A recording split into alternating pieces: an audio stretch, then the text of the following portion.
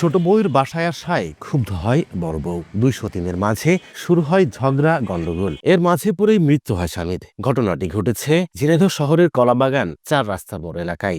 স্থানীয়রা জানায়, ইসলামী বিশ্ববিদ্যালয়ের ব্যবস্থাপনা বিভাগের শাখা কর্মকর্তা আব্দুল জব্বার বড় স্ত্রী মিষ্টি খাতুনকে নিয়ে শহরের আরাবপুরে বসবাস করতেন। করোনাকালীন সময়ে সাথী নামের এক স্কুল শিক্ষককে বিয়ে করেন তিনি। শহরের কলাবাগান এলাকার একটি ভাড়া বাসায় থাকেন সাথী।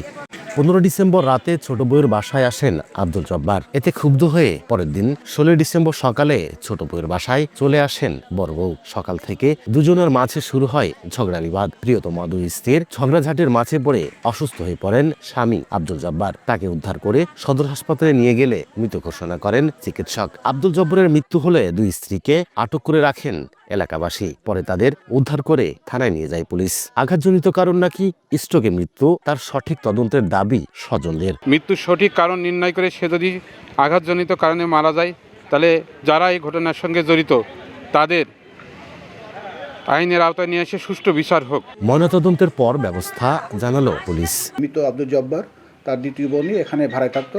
আজ হঠাৎ করে তার বড় বউ এখানে আসার পরে ওই দুই বউয়ের ভিতরে গ্যাঞ্জাম হয়। গ্যাঞ্জাম হওয়ার পরে এক পর্যায়ে উত্তেজিত হয়ে সে আর কি মারা যায়, এই বলে আমরা নিশ্চিত হয়েছি। পরে যেহেতু আমাদের সন্দেহ হয়েছে, তারপরে এটা লাস্ট আমরা পোস্টমর্টম করে কর্তৃপক্ষ তার গার্জেনকে আমরা হস্তান্তর করবো।